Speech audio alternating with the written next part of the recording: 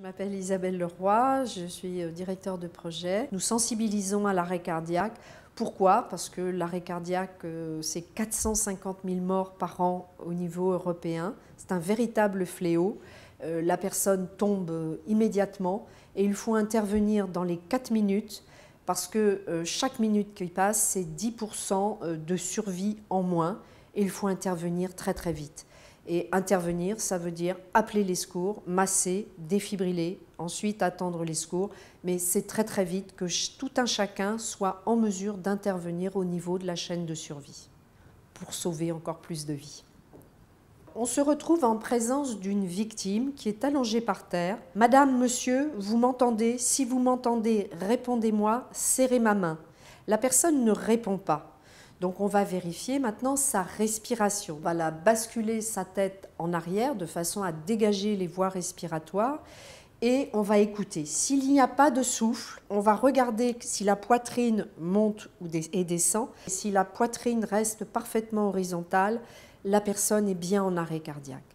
Et donc à ce moment-là, très vite, on va appeler les secours. On appelle donc le 112. Et on peut commencer, on va leur expliquer où l'on est, qu'on est en présence d'un arrêt cardiaque et on va pouvoir commencer le massage cardiaque. Pour commencer le massage cardiaque, tout d'abord c'est la position des mains qui est importante. Donc c'est parfaitement au milieu du thorax, que ce soit dans le sens de la hauteur ou dans la largeur, bien entre les deux mamelons. Et on va mettre les mains l'une sur l'autre. La position, c'est une position à genoux, les genoux bien tendus, les fesses légèrement en arrière et les avant-bras extrêmement bien tendus pour donner de la force et on va commencer le massage cardiaque. C'est 100 pressions par minute, donc il va falloir un rythme où on compte 1 et 2 et 3 et 4 et 5 et 6. Donc pendant que vous commencez le massage cardiaque, vous envoyez quelqu'un chercher un défibrillateur. Il existe des applications comme Staying Alive qui permettent de géolocaliser les défibrillateurs. Et là, vous allez vous laisser guider par ce que dit le défibrillateur. Vous allez tirer sur la poignée de sécurité, donc il va se mettre à parler. Commencez par enlever tous les vêtements du thorax du patient. Coupez les vêtements si nécessaire.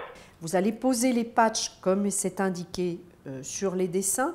Donc vous avez un patch pour déposer en haut du thorax, un patch pour déposer en bas du thorax, sur une ligne diagonale qui correspond à la circulation du cœur. Et une fois que les patchs sont posés, vous écartez de la victime et vous laissez le défibrillateur analyser. Personne ne doit toucher le patient. Choc recommandé. Écartez-vous du patient. Choc délivré.